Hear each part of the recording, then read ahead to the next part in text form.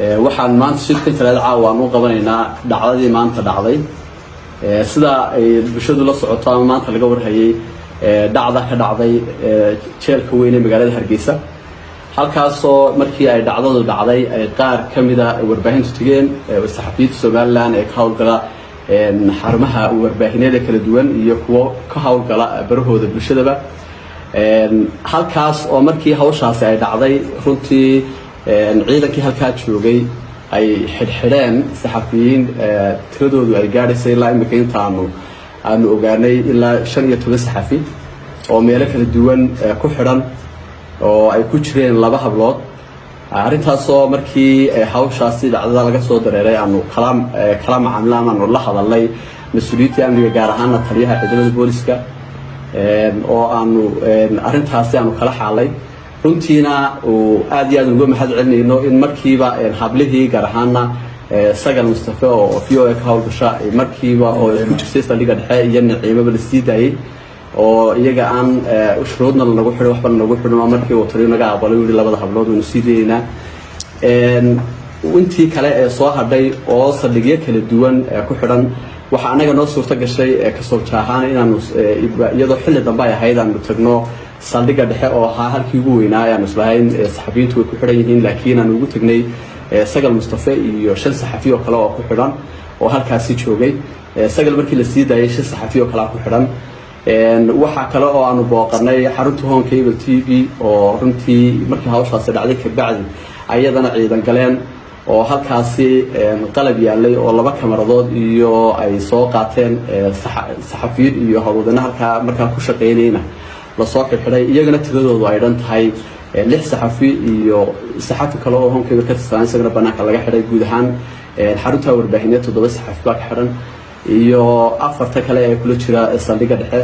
iyo iyaguna ilaa 3 saxafi oo imika aanan ogaanin ilaa xilligan aynu hadlayno meel ay ku xidhan yihiin laakiin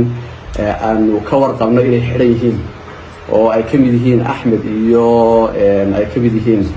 Xasan Galaydiyo marka dhacdada runtii maanta dhacday aad baan uga xunahay ka soo jaahan aad baan uga xunahay saxaafadu duulaan kuma aha wadankeeda saxaafadu dhibaato kuma hayso dalkeeda way u adeegtaa maalin iyo habeen waxay u soo jeedaan oo noognaho dhacdadii u dambeysay ee ka dhacday suuqi Waaheen ay haayeen dadkii naftooda u horay ee soo tibinayay sidaasaanay marnaba aanay duulaan iyo dhibaato aanay ugu ahayn inay wax wanaagsan ay ka tabiyaan mooyaane laakiin arrintaasi oo si kadisa hawshii halka ka dhacday oo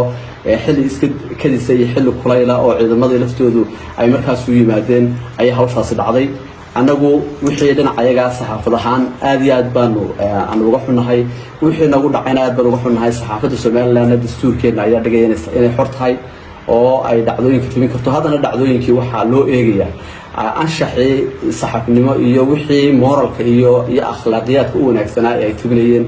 oo ahayd in la hubiyo dhacdo kasta oo dhacda marka ay dhacdo in warka la hubiyo marka anagu waan ku taaganahay waan jecelnahay inaanu dhacdooyinka noocaasiya aanu soo shaandayno bulshada la wadaagno wax hufan oo tafatiran arrintan imika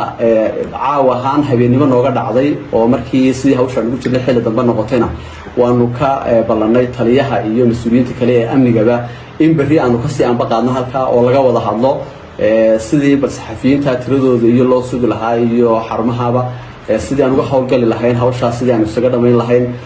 sidaas aanan anagu saxaafad ahaan aanan marnaba diyaar uga ahayn inaan wax wanaagsan tarno mooyaane inaan wax xun tarno wadankayga oo aan u adeegno waynu ognahay xaaladaha ay ku shaqeeyaan saxafiyiintu iyo xarumaha warbaahintuba laakiin isseega maadaama shaqo lagu jiro oo warbaahintu shaqo culus oo culeyskeeda leh oo xaqiijin iyo dabagal iyo war ururin oo war ay raadinayso waa laga yaabaa inay dadka qaar dhibsadaan ama qaabka u tabinayaan ay dhibsadaan ama xaqiiqanimadeeda ay dhibsadaan marka anaguna waanu wixii dhinac ayaga ah in mar walba aanu saxno oo hagaajino diyaar baan u nahay anaga wixii la naga galo khalad ahna runtii in naga xaal mariyo ayaan diyaar uga fadhinaa marka hawsha maanta sidaas oo dhacday insha Allah bari ayaan jecelnahay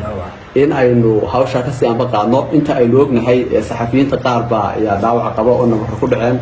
oo qaarkood imika aan dawooyin u geynay oo aan ka soo baxnay marka wixii dhibaato dhinacayaga dhacdana bari markaanu qiimeeyno haday tahay xarun warbaahineed haday tahay saxaafadaba waxaanu kala xaalaynaa hay'adaha amniga iyo mas'uuliyiinta amniga ee wadanka arrintaas oo qaabilsan berri baana kolley dhacdada rasmiga ah iyo tirada guudba aynu xaqiijin doonaa intaasaynu maanta isugu yeernay aad iyo aad baad mahadsantihiin. Assalaamu calaykum waraxmatullaahi wabarakaatuh.